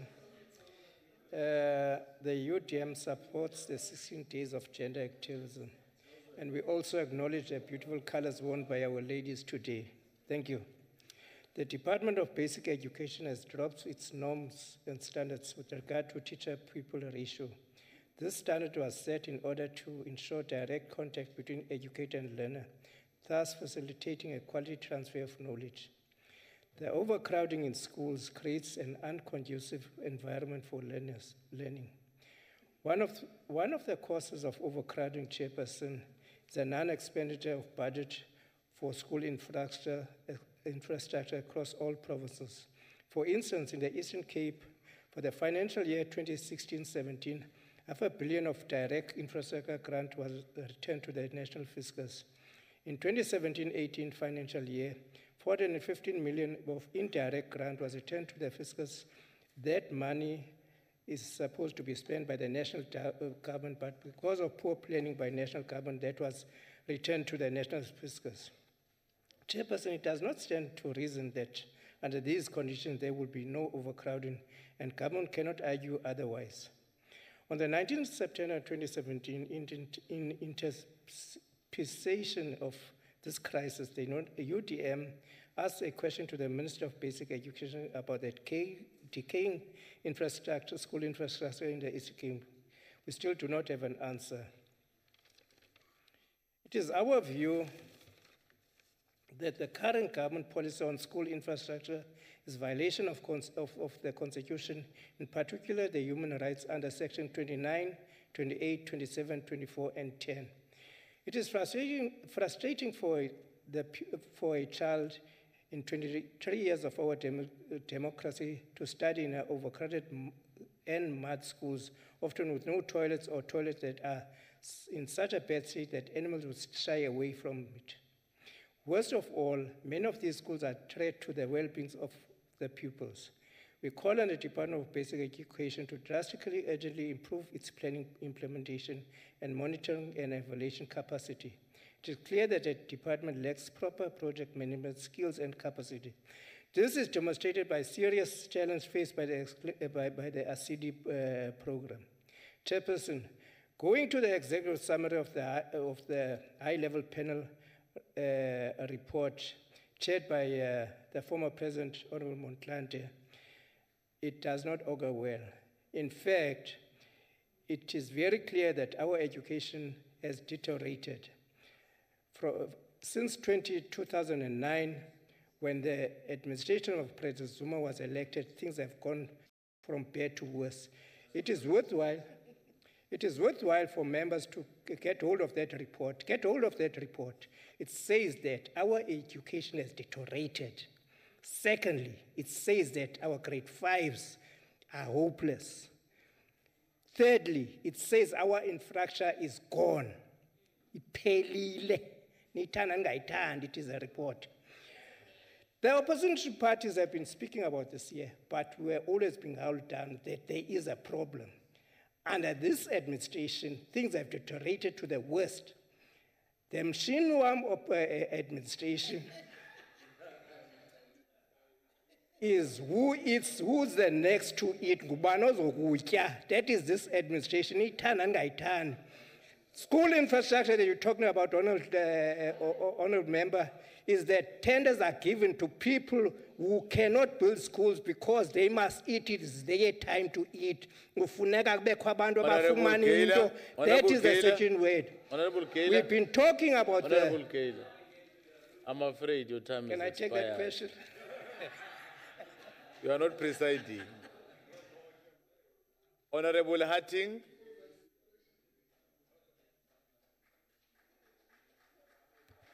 Thank you, Honourable Chair, and let me start off by thanking Honourable Corney for bringing this subject to the table. It really needs to be debated. But then, on the other hand, Honourable Corney, you brought it here, and then you didn't focus on Limpopo, the overcrowding. You made it general, and you gave the Deputy Minister what is to do, what he does best to showcase the department and to divert the attention from the challenges and the problems in education to showcasing.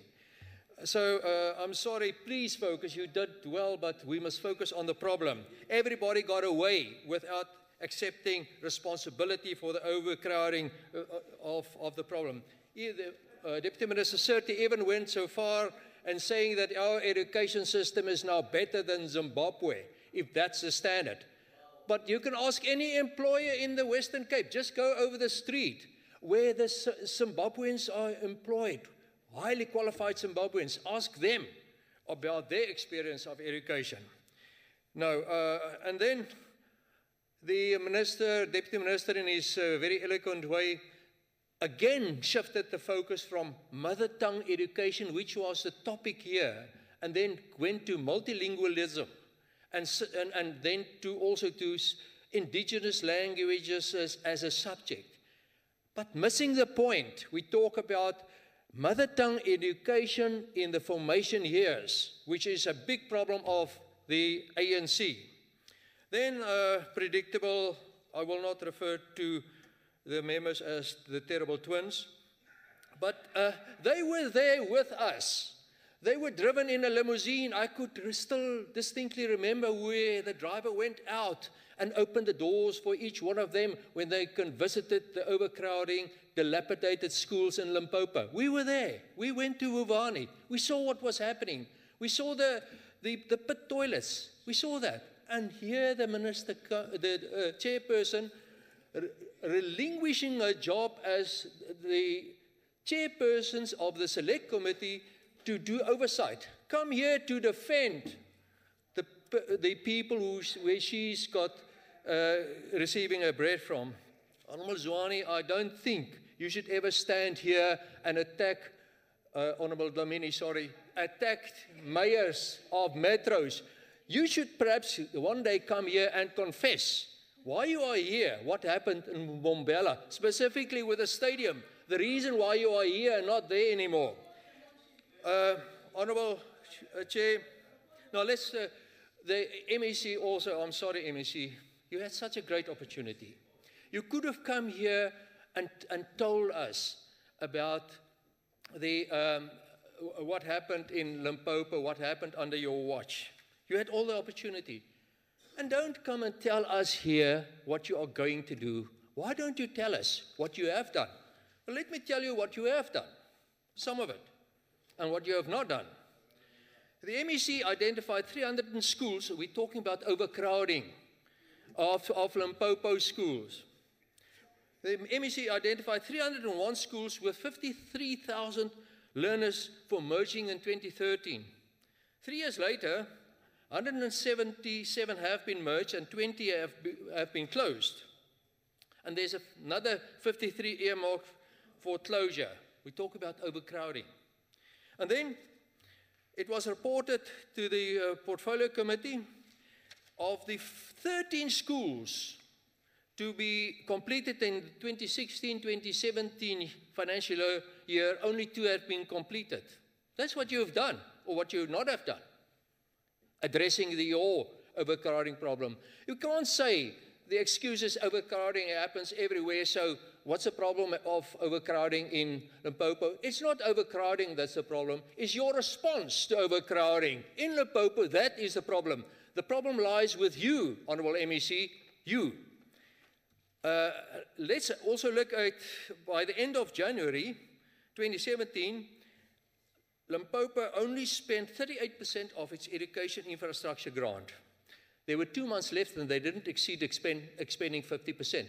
And there was amount of fiscal dumping happening in that way, in that province as well. In 2015-2016, the city program allocated 104 million to Limpopo for building schools and installing services. Of this, they could only manage to spend a mere 18 million. So it's the overcrowding is not due to shortage of infrastructure. It's a self-made crisis and created and maintained by you, MEC, and your department. Of the 20, I was there, I saw what you did and what you did not do. Of the 20 schools in Bovani damaged. I'm afraid your time has expired. I'm also afraid. Thank you. Thank you. Honorable Mampuru.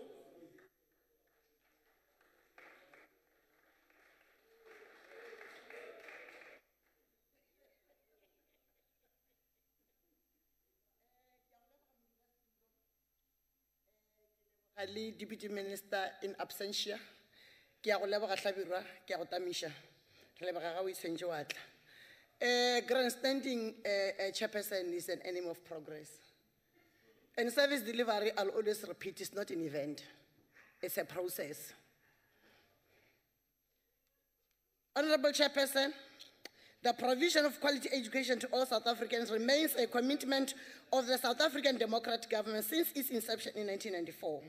The true value of education can be summarized in the former President Nelson Mandela's words, and I quote, open quotes, education is the most powerful weapon which you can use to change the world, close quote. Gape, Honorable Harding, o ska lebala gore ntho e botsang MEC wa Limpopo ore everything it is happening under his watch. You are wrong, because wa tseba gore your forebearers ba jere naga ya rena ba nyaka go enslave our people. The mad schools tše di agile ke bona. Now this ANC government ge e fihla e re better life for all. O nagana gore better life for all ha e sepelelane migration. It's one part and parcel for another. It can't be. In today's world where democracy and technology have given people the absolute power in nation building, the world needs well-educated masses, and it is always the government's responsibility to provide its people the kind of education the world deserves. Give everybody a chance to learn. There is no doubt that one of the milestones to achieve this is to provide adequate classrooms to more than 11 million learners in South Africa, public schools who continue to receive education in overcrowded classrooms. These overcrowded classrooms, which are a common sight in many rural schools, create an obstacle in progressive activities of classroom teaching and learning processes. Koni, waresha ngwana ka le hono gona gore le ko jo sa le metsi. Hence, this ANC-led government, it like a program, the early childhood development, the grade F, the primary school, we have got secondary schools. Achieving our goal.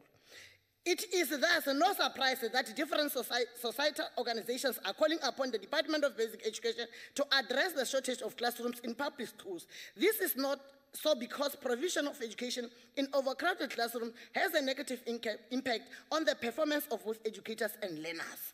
Ketaba migration are blaming the former regime, but together let's move South Africa forward in correcting the mess that was made by the former regime. Sekhukhune district, where I come from, is the most affected by this challenge of overcrowding, and its metrics bear testimony to this. That this has been the worst performing in the last 3 years when it comes to metric result. Why? Agriculture, everybody knows, in a potential to grow economically. We have got many mining houses, so everybody wants to roll a to Tubas. So we'll always have this challenge of overcrowding. Sabira, focus on what you've given you to do. Forget about this. In May this year, one community in Ramasemola village in Sekhukhune district marched to the provincial education department's offices to demand more classrooms at the Mokocha High School. They gave the department 14 days to respond to their demands, failing which they would to shut down schools because we don't want to own up. Blame the department. Marina, what are we doing? What shall you see, Deputy Minister here? Go case that end. The families be di assista mmusho go bona gore di aga dikolo le rena batho ba kwa Sekhukhune a re own paying re bone gore assista the very same department gore dikolo di be gone. It can't always be give and take. According to this community, more than 800 people have been crammed into 8 classrooms at the school for the past 10 years. Out of these 8 classrooms, 4 had been built by residents themselves, which is a good move. They say there is not even space to walk in the classroom, and this is also traumatizing and guilt learners because they have to climb over desk.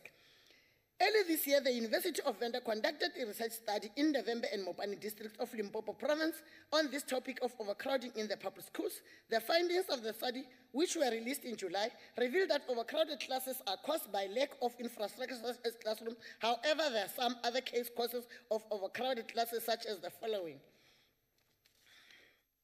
Sorry, House Chair, give me a moment. Having one school serving a big community, the Department of Education taking long to build classrooms or to repair those that are damaged, a shortage of teaching staff, principals who are looking to increase the enrollment of their schools so that their salaries can be enhanced. There are many issues. Social cohesion. Capricorn, Limpopo, we have got more than 3 ethnic groups. Renale Bapedi, Renale Venda, Renale Batsonga, Matebele, Bafoma smaller portion. So, anyway, problem of credit because if Bapedi are dominant go Bapedi, Vavenda, Libatsonga, Batodula, o kry-a bana ke bana ba rata go kgwathana ba ratana go dirana tse di sa tshwanelego so go raya gore batswadi ba bana ba Vhembe le ba Batsonga ba gapeletsega gore le cater to another schools go raya gore ka ba ya ko Mopani overcrowding tla ba gona and ka mara challenge yang ya rationalization is a challenge e re need ka mokana ga rena we must come together to see to it that we end up this problem and gape kwa Sekhukhune re batho ba lebollo rena kere shalo go sa tshkomeng o sena le gai e ba challenge nyana go ba ba batswadi ke mka ngwana ga go ga se ya kwa thabeng a se ya swara le gai go ba le problem yana eo ya gore a ka se gone go ipsina ka thuto gona maleng gone go ra gore batswadi ba swanetse ba motlosha ba mishe kae go sekolo se seng e dirang yona ke overcrowding many challenges tse di causing overcrowding. It's not only because sekolo se na le lesser classrooms bana ke ba bantši no there are many challenges area gore re be le overcrowding le taba ya ditumelo ke taba ya dikereke dikolong tše dingwe di-principal ke bo praise the Lord ke tumelo ya bane le mo rena ba bangwe re betha scoop then ngwana ga go fila challenge ga a swana le nna e le ngwana wa scoop ba re no mampuri ngwana ga go ka se direng ka se ke yona eo re ya mo tšea ngwana ke misha kae ke misha Vhembe ga fitla Vhembe wa added to the number that the school is having already ke overcrowding. This needs all of us. According to in addition to this study by the University of Vhembe, the Limpopo Department of Education did commission another study by the Council for Scientific and Industrial Research in 2016. The report of this study, which was released in July 2016, indicates that the main problem of overcrowding in the province is as a result of some of the schools having had to be merged or closed or both. MEC,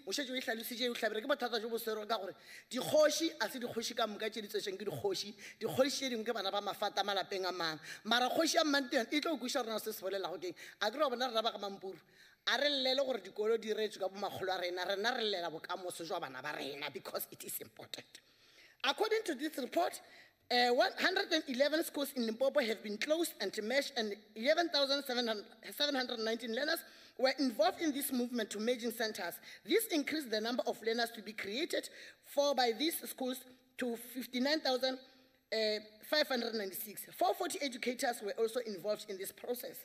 The report also indicates that there are still 80 schools in the province that are still in the process to merge, and this will involve about 7,244 learners and 292 educators. House Chairperson, during the provincial week last year, re identify Sekhukhune ra intšha ka diripa pedi team ya mathomo ya ka makhudithamaga team ya bobedi ya ka tubatse engwe di challenges tse le gore di baka overcrowding. Chairperson a re boleleng nnete ke taba ya road infrastructure. There's nothing that the MEC of Education in Limpopo can do ka taba ya movement ya batswadi ya bana ya educators ge ba tloga mo ba nang ditsela di bete ba go dikolong tše dingwe. Let's involve the Department of Public Works are involving Sanral Kamagare where it is necessary. Are involving RAL where it is necessary. But because of the impact on the education system. Yes, there is the education infrastructure grant from the national government to assist provinces in cases like this, but this has proved to be inadequate in Limpopo, and that is why batswadi le bana on issues of service delivery ba focus go dikolo a ke sa rena tsela le sekolo di sepelelana ga di tla kae ba tshubile dikolo tša rena ke tše dintši mara when the MEC and his team did an analysis ya gore ye ke chaos, unfortunately the national department could say no Limpopo you must see to finish rena mo we don't see any problem. Then where do we expect the MEC to get the budget to fix all the mess in a day or two? It'll take him some years to achieve that goal. And I'd rather support the MEC because we understand what has happened. In line with a regulation relating to minimum uniform norms and standards for public school infrastructure, focus must be on ensuring health and safety and basic services to all schools. In other words, all schools must be provided with water supply, electricity supply, sanitation facilities, security. As I have alluded long ago, education doesn't only involve infrastructure. There are some other issues involved. Transport, sanitation, all these, with the little that we are having, we are trying the best that you can. Let's move on together.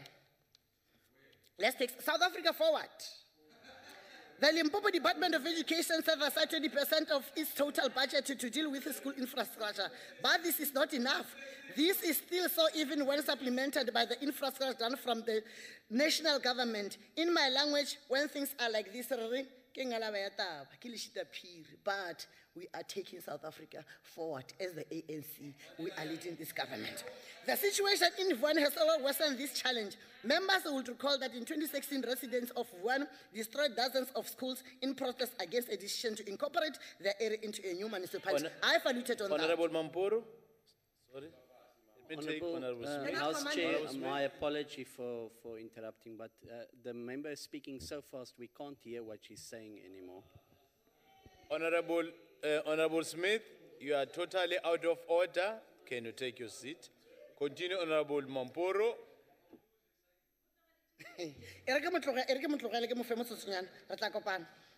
Off record, House Chairperson.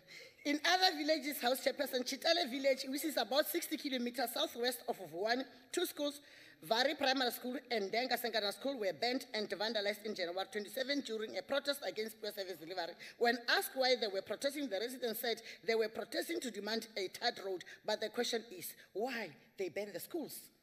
So sometimes we blame the education authorities for things that they could just not control. When are we going to man up as a society? When are we? We must take charge. These are our institutions. Surprisingly, in all these schools that were torched and vandalized, storage rooms where food for school nutrition program is kept are never damaged. The vandals will first empty these rooms to keep stock and then proceed to burn the other parts of the schools. We are becoming irresponsible, so we need to, as I've alluded, let's man up. This is our property. However, be that as it may, classroom overcrowding is becoming a bigger and bigger issue for teachers, parents, and learners alike. It is a problem in desperate need of a solution, and here are some of the ways in which it can be solved.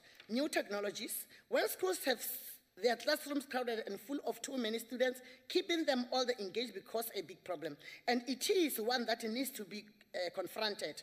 One thing that many teachers are finding helps keep students engaged is technology, and it can be used in a million different ways.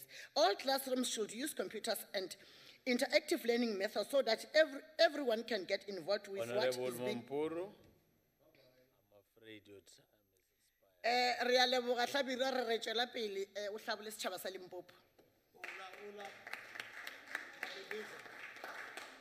Honorable Kone.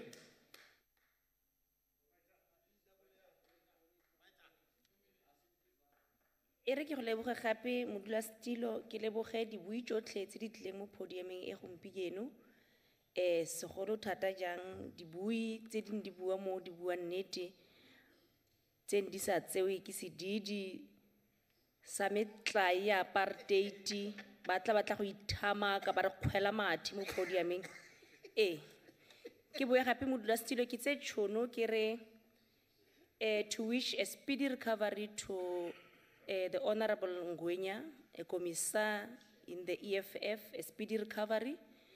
Kire afole modimo a mme matla a pholo, tsela e re tsayang ke loeto lo lo telele. Go se go le go lele re santse re batla mahatshe a rona a tseilweng ka dikgoka. Go botlhoko thata go dula mo phapusing o le ngwana. Mo phapusing ya boithutelo o tshwere ke tlala. Mara batho ba sa itseng sepe ka sewa jaaka bo Honorable Harding will never understand what you are talking about. Botlhoko jwa gore o tsamaye ka dinao nako e telele matsatsi a mangwe o tsamaya mo puleng mo dirageng o tsamaya mo diphegong o le ngwana especially ebile o le ngwana wa mosetsanyana ga nkitla o tsamaya o itse jalo ha o setse o le batho wa go tshwana le bo Honorable Harding. Se se botlhoko thata ke go bona bana ba rona ba wela mo di-toilet tsa dikhudi mme ga gona ope yo tsa maikarabelo ka sewa ke se tlang se tsama se tlhaloganyo ke ba batho ba tshwana le bo Honorable Harding. MEC o tle go bua mo mme mo puong ya gago ene ka re setlankana sa gago ga wa se itumelela o no se monate sentle ka re ga o nnategelele department ya gago ga ke itse gore go diragalang a ke tsone ditiragalo tsa dikolo tse di tletseng ko profenseng yewa ya Limpopo ke a go utlwa o bua ka dipalopalo tsa dikolo tse le gore di tletse mme ke rata go ratsa tsela gompieno Honorable MEC ke re ga go a tshwanela go tlhelele hela gore go nne le ha le sekolo se se one se se tletseng bana ba ba dula mo sekolong mo tlelaseng e tletseng ga go a siama hygienically so ga go a siama ga gona bophepa moa. Honorable Smith, you started so very well, but you started off ramping because I spoke about decolonization, and that raises eyebrows. Honorable Hatting, you must get over yourself, and you must start by giving us our land back. You don't know a pain of a hungry child sitting in a classroom. You don't know a pain of fetching water from the river. You know nothing. You must keep quiet. Because we can't praise a fish for swimming, decolonization of our education system can never be achieved until the ANC accepts or admit that they're in a crisis or they've got a problem. Decolonization of our education system can never be achieved under the rule of the DA. It is a party of white monopoly capital whose aim is to keep the status quo as is and ensure that the black children in this country will continue to provide cheap labor to capital that it cannot continue making profit. So the DA must just keep quiet. They must sit down. The EFF, and that's the reality, is and will only be the organization that can bring about the decolonization of our education system and country. We will do this by nationalizing the strategic sectors of our economy to fund a proper education system with good services, facilities, and properly trained teachers. We will do this by changing the curriculum so that it teaches our kids their history. So, once only a free quality education, hankitla re tlhola re nna le mathata gore re nne le matitšhere kgotsa bone ba ruta bana ba ba sa rutegang ka gore gone yaanong go na le mathata a e leng gore mo dikolong tse dingwe ba ruta bana ba. Honorable Kone, sorry, let me take Honorable Nzimande. Honorable Nzimande? Yeah, no, Chairperson, I wanted to check if my sister would take a question. The Honorable Member Kone. Honorable, thank you, Honorable Nzimande. Honorable Member Kone, are you ready to take a question from Honorable Nzimande? Since we go to the same church, I will gladly take the question there. Are you taking the question? No, in church. We go to the same church. Honorable Nzimande, it's saying you'll deal with it in your church. It's not ready now. Continue, Honorable Kone. A curriculum taught in all languages so that our children are not disadvantaged from day one. E re ke go dira example e one. Bana ba rona ba bantsho ba batho ba bantsho ga itse gore ba dom. Ke ka gore ha ba tsena sekolo bana ba makgo ba rutiwa ka puo ya their mother tongue. Bana ba rona ga ba rutiwa ka their mother tongue. So ha o ka tsaya maleme a otlhe or di subjects tse tsotlhe o ruta ngwana wa motswana ka Setswana a ka pasa bontle thata hela. Bana ba rona ga ba domo re ile ra tsiediwa ke magodu a mashweu ba bolai di monster batho ba seleg. The people this education system produces will not condemn them to poverty and unemployment, but will equip them so that they have the skills to be active participants in an economy that serves the interest of the people and not foreign and local monopoly capital. We will achieve this by equipping our children with skills so that they can be doctors, engineers, IT specialists, or anything that they want to be. Ours will be an education system that does not favor the white child over the black child. Until then, the education system of this country will continue to produce the colonial and apartheid relations of production. That is why we see Honorable Hatting ale hoto mo podiumeng e ka ra aka explode. Gore ga jimonate Honorable Hatting a re bua ka dilo tse because ke kgatelelo e ba batlang go bona re ntse re tshela mo tlase ga yone. Ke a leboga modulasetulo. Thank you.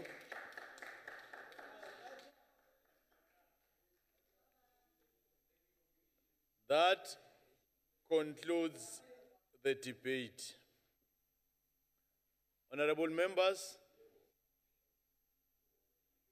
let me take this opportunity to thank the Honorable MEC from Limpopo, the DM in absentia, and all of you for your conduct in this very important subject.